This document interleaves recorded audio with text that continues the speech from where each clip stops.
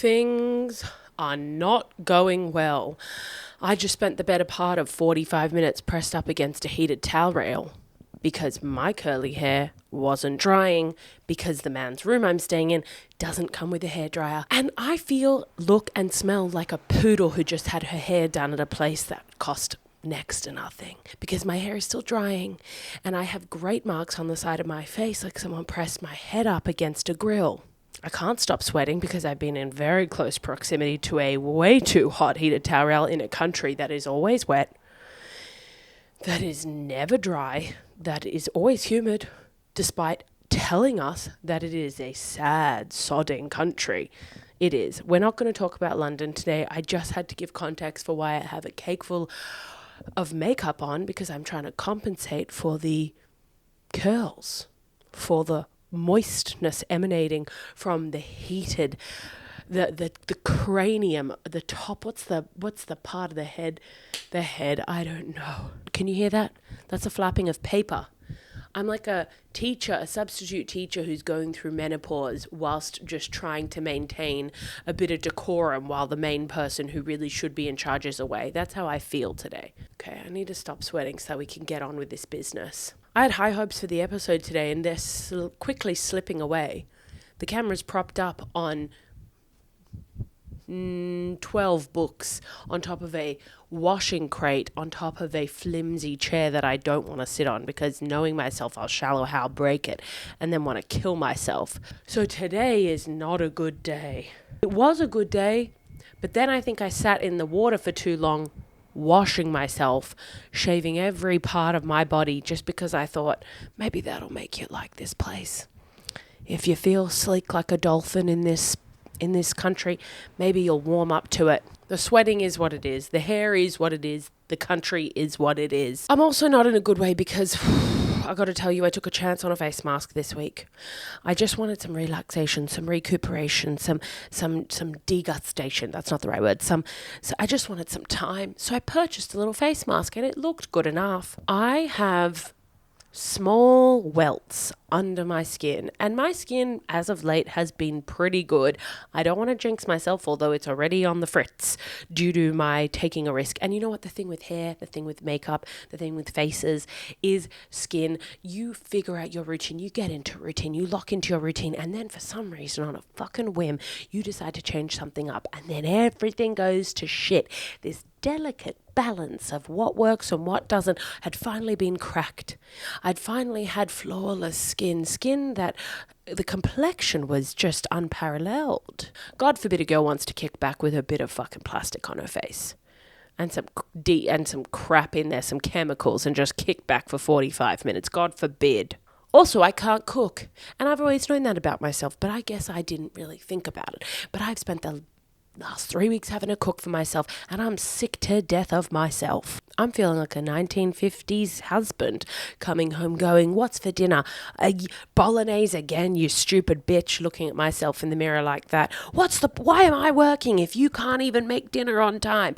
I can't make dinner on time, let alone something that's edible.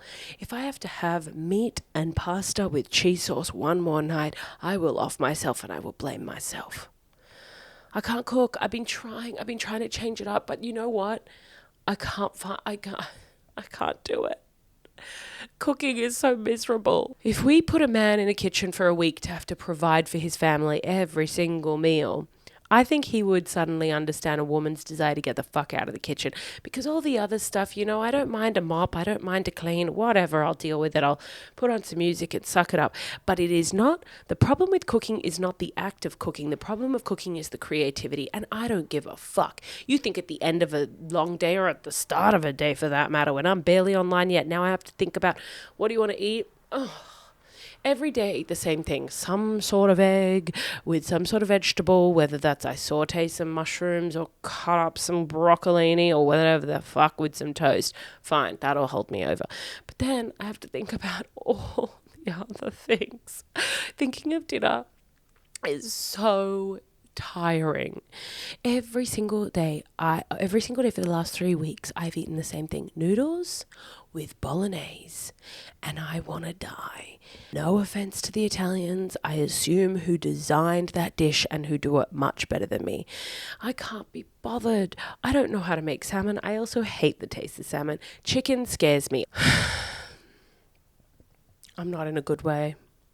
Let's just get into the episode. Come on. Breathe in. Welcome to What the Fuchs with Jess Fuchs. Now breathe out. And scream. Because here's what's pissed Jess off this week. Okay, I'm actually pretty happy to talk about this today because I just had a celebrity sighting. Oh, I should have drum rolled, please. Now, I was just merry about my way in the ton. I had to get a couple things, toilet paper, a cookie, and I took myself into a shop which was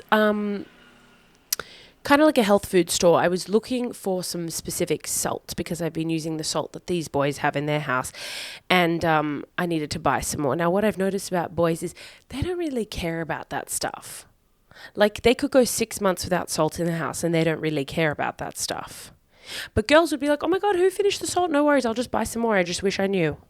But boys would literally not give a fuck. It's the most unbelievable thing. For people who are like ruling the world and like insist on being the best leaders, they have no attention to detail, which, hey, is a key component of being a ruler, I would argue. But never you mind. So I went to get some salt and I went into this little organic kind of expensive shop because I thought this place will have this salt. This salt comes in a box with multiple colors on the box, and it is blue and green and has the word molten or Himalayan or one of those words before the word salt. It doesn't just say salt. So you know that shit's coming from a fancy ass place. And as I'm roaming around the small shelves made of old pallets, I notice a man and I think, good God, why do you look so familiar? And he's an older man, so I thought, who the fuck? Who the hell are you? And just as I'm ready to give up, I'm looking at some eggs, right?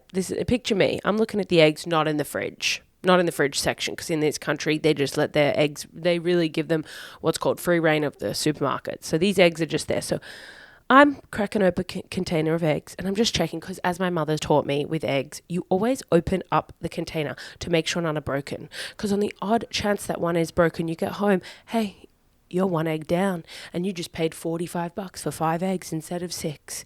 So you want to get your egg worth. So I'm checking the eggs. Now, I do almost drop about 17 containers in the process. I don't want to talk about that. That's none of your business. And I didn't drop it, so it isn't a problem. When I whip around with my six eggs in hand, and what do I see? This man staring at me, and I thought, do you know me? Do I know you? Because he was looking at me in an intent way where I was like, do we know each other? And then so he has really distinct like facial features because he is the actor, one of the main actors from Outlander. Sexual show, beautiful show based on a book, Outlander. If you're familiar with the text, it is the husband whom she forgets about when she goes back in time. I didn't ruin the premise. You should know it. A British woman somehow touches a stone or some shit like that on the eve of the thing and is transported back to like Scotland in whatever year.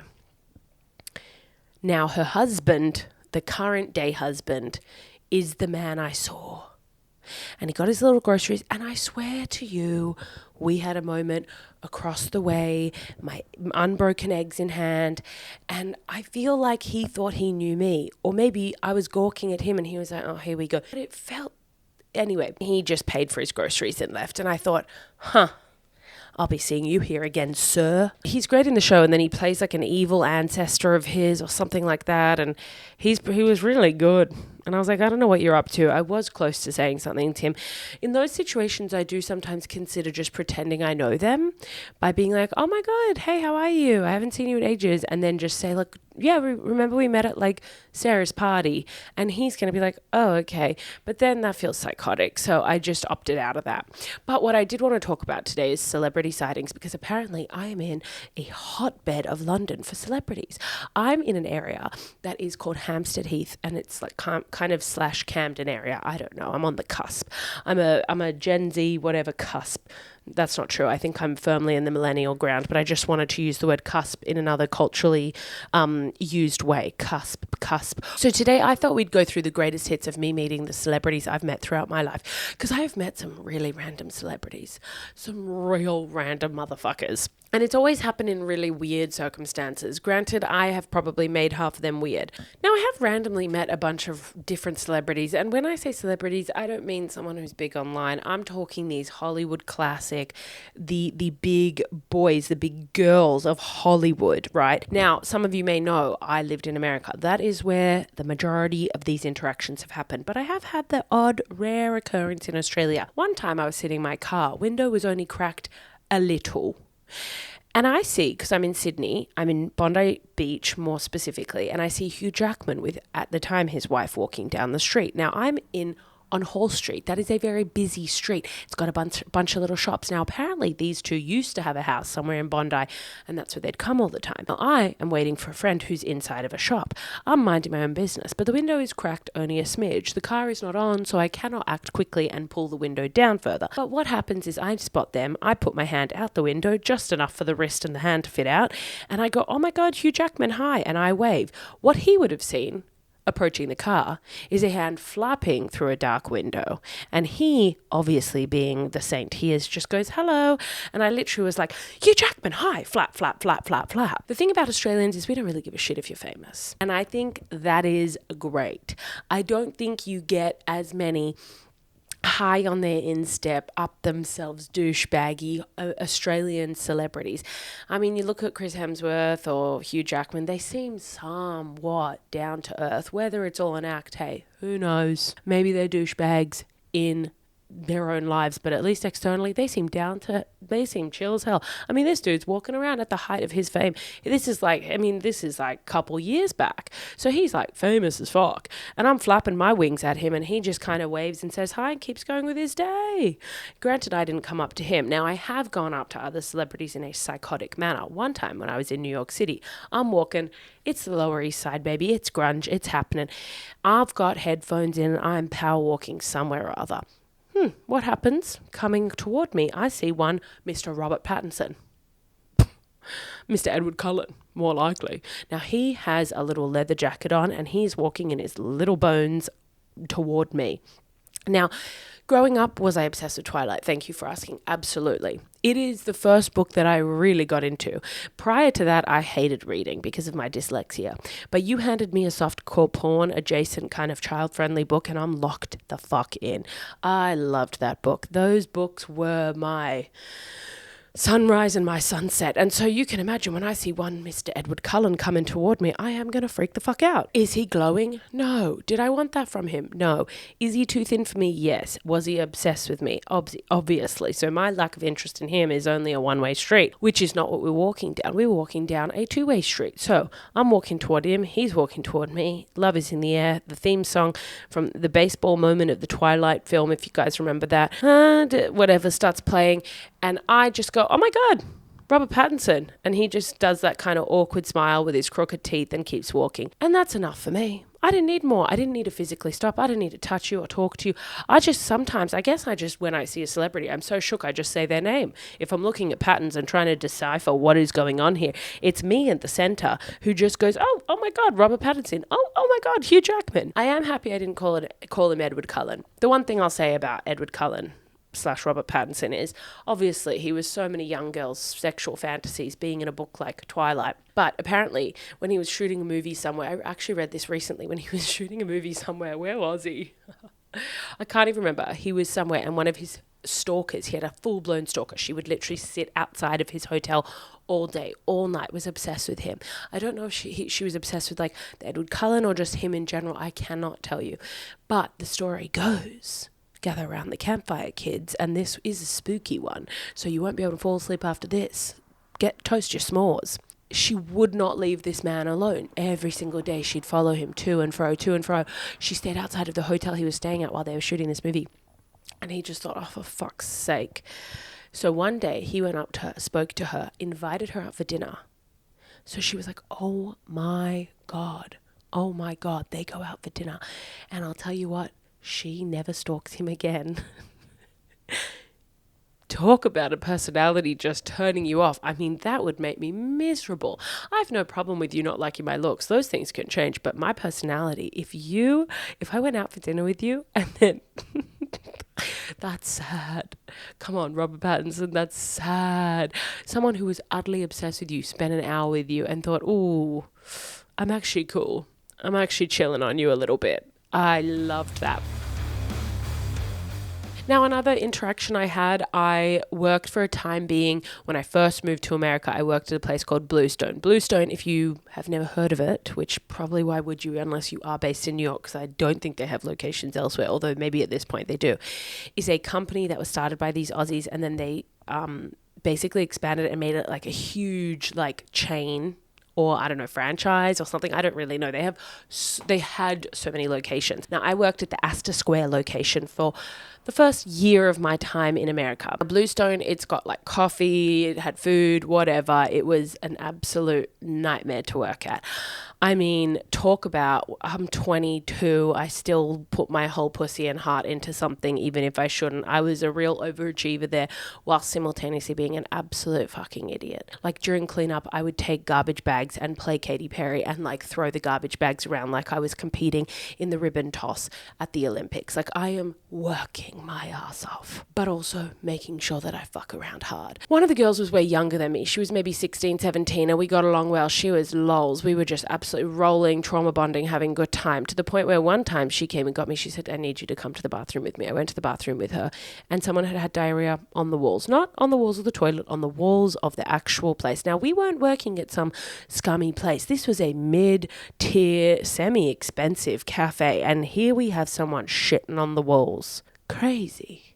But that's New York City, and if you can make it there, if you can shit stain the walls there, you can shit stain the walls anywhere, as the old proverb goes. But Astor Place is right in the center of the city. Near it are a number of theaters, and it's kind of touristy, but also it's kind of not. It is a central spot for universities. There's so much happening. Now, I never worked on making coffees. That is kind of above my physical and emotional capabilities. I had no interest in that. However, at this time, I was semi-learning. But on this particular day, I'm standing at the front desk, at the front cashier place, and in walks one Rachel Dratch. Now, if you don't know who the fuck Rachel Dratch is, you shouldn't be listening to this podcast. She is iconic. She is an SNL alum who is so fucking funny. She's brilliant. She was also in, if you don't know who she is, you probably wouldn't have watched 30 Rock. What else has she been in that you would be familiar with? If you like the most mainstream version of her, just Google her. Okay, she's short. She's so funny. She's such a vibe. Now she walks in and I go, holy shit, I fucking love you. And I just go in hard. I said, I fucking love you, Rachel Dratch. And she was like, okay. And I said, you are such a star. I said, you're so fucking funny. What the hell are you doing here? So we have like a very brief interaction because it's actually quite busy. And then she gets her coffee and I had chatted with her. Now we were vibing. I'm not going to lie to you. We actually were vibing. She comes in a little bit later. Oh no. And I was not playing it cool. I was like, I fucking love you, bitch. You're so sick. She was like, oh my God, stop. And I was like, I won't stop. I love you. You don't even need to know. You don't know how fucking brilliant you are. So I'm gassing her up, but in a way that she's absolutely loving. We've got a vibe. Now, the next time she comes in, because she was doing a play at a theater right around the corner, she comes back in maybe a week later. Now, guess who's fucking there? This old biddy. But at this point, this is when I'm having my coffee lessons, learning. So I'm at the back of the cafe and I am making coffees, and now obviously she's there, so I need to chat with her, but the fucking bitch making the coffees with me wouldn't let me leave. I said 10-4, I will not be staying at this post. Rachel Dratch is in the house. But Rachel's sitting down and she's got like a binder with her because again she's studying some script or something and she's waiting for her coffee to be made. Now I look over at her from behind the smoke, behind the what's it called, the steam coming out of this thing, because I'm steaming this shit too hot because I don't care. because my mind and my eyes are on Rachel Dratch. And she looks over and I'm like, hi, oh my God, hi. Like playing up the gag that we have between us, which is like, I'm obsessed with her. And she's like, you're not being very cool. And I'm like, I don't really care. And then she hides her face. Now, it sounds like I am missing the cues, but if you were there, you would have understood that we were playing a bit. We were doing a joke. We were having a fucking blast.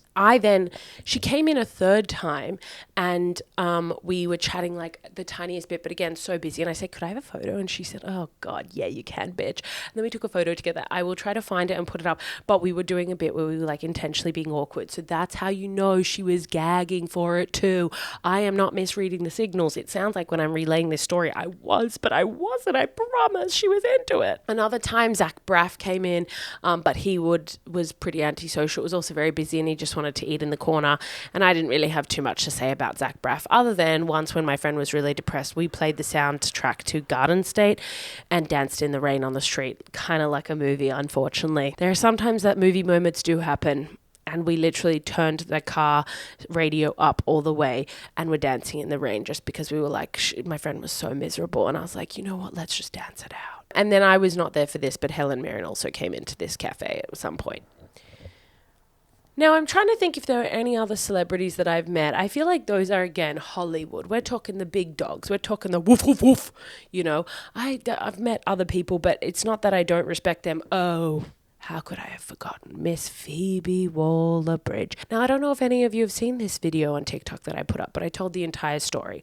I'll tell you a brief version of it because I think I also have mentioned it in the past. But the reason I am kind of hesitant to share this story here is because I want it to be an exclusive one day when I'm sitting on a Jimmy Fallon, Jimmy whatever couch. I'll be sitting on a late night couch and me and Phoebe will be sitting there tossing around the old, remember the days, and then I'll tell the story and she'll be like, what? No, oh my God. That's not how she sounds. I'm not good with accents. I have other skills. And they put the photo of me and Phoebe Waller-Bridge in Vogue.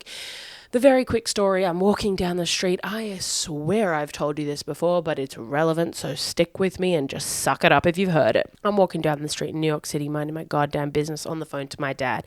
Two women are walking toward me and they kind of look at me like I'm a bit strange, but I also have an Australian accent in a country where there are Australians floating around, but it's not as common as somewhere like here. Also New York, yes, it's multicultural, but Australian accents, they gag for them. I don't know what that's about. So these women are staring at me and I think, I must be being loud. But Americans don't care about that, so I'm not going to quiet myself down. Not for you, not for this, sir. And then I kind of see them circle around me, come back in front of me, and my dad's on the phone, and I go, hold on 1 second, and they go, hey, would you like to be in Vogue? Now, my dad, being the supportive man that he is, says, it's a scam. It's a scam. How dare you not think I'm hot enough to be in Vogue? I go, let me call you back. He goes, don't listen to them.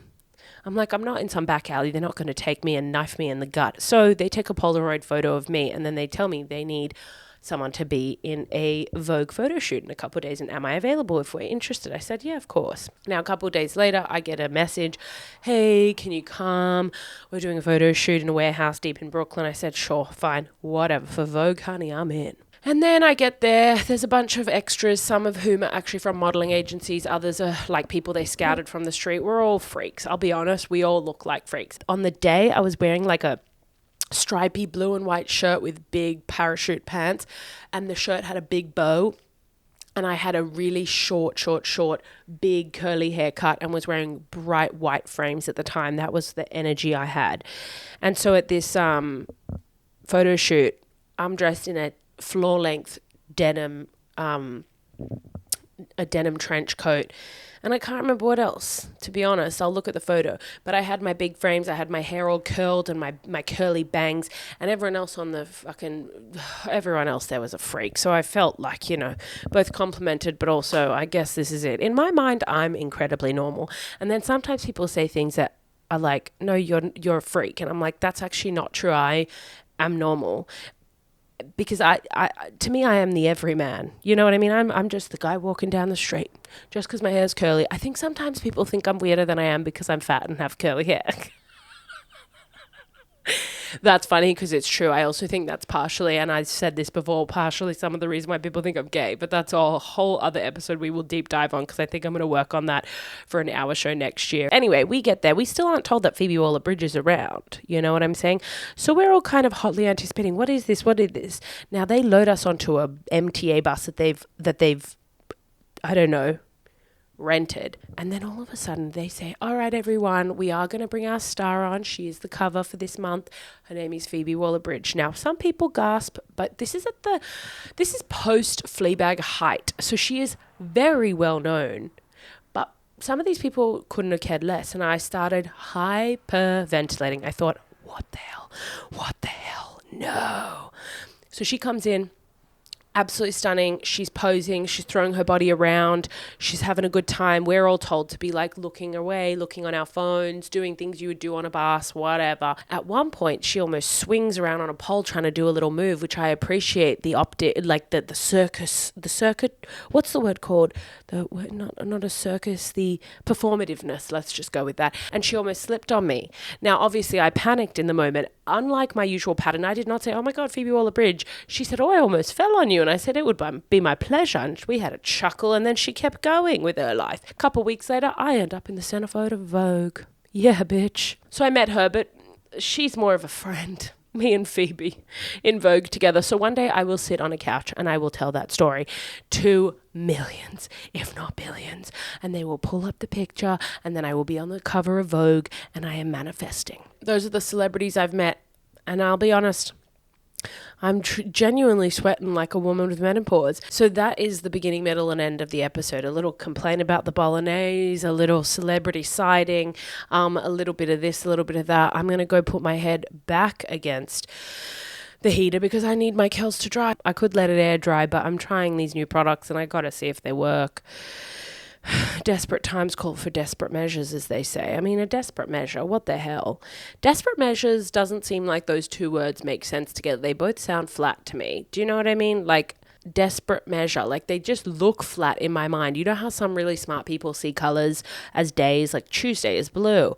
I just see words as flat or juicy or thick and curvy. That's how my dyslexia manifests. They'd keep trying to teach me how to read, and I'm like, what, the fat letter or the thin letter? They're like, babe, that's a capital and that's a lowercase. I'm like, hey, fat and thin, it's in the eye of the beholder, as they say. All right, I'm fanning myself enough as it is. You guys don't need to be listening to that or watching that. So I want to say thanks for listening. If you've had a celebrity sighting, feel free to message me.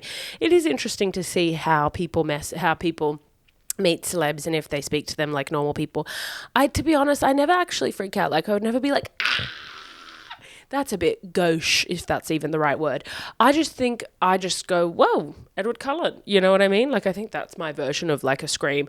But I would be interested. I think even if I met someone like Beyonce, I think I would just be like, oh, Beyonce. You know what I mean? Because at the end of the day, they all are just people like us, like me and you. I'm not super impressed by it because I also know that so much of celebrity is like nepotism and bullshit and this and that. I'm trying to think if there is someone who I would genuinely freak out at. Probably not. No, I don't think so. If that happens, I'll let you guys know. But anyway, I hope you all have an absolutely smashing week. Let me know if you've met any celebs. Curious George. Curious Jess, the rebrand. All right, I've got to go. Love you. Bye.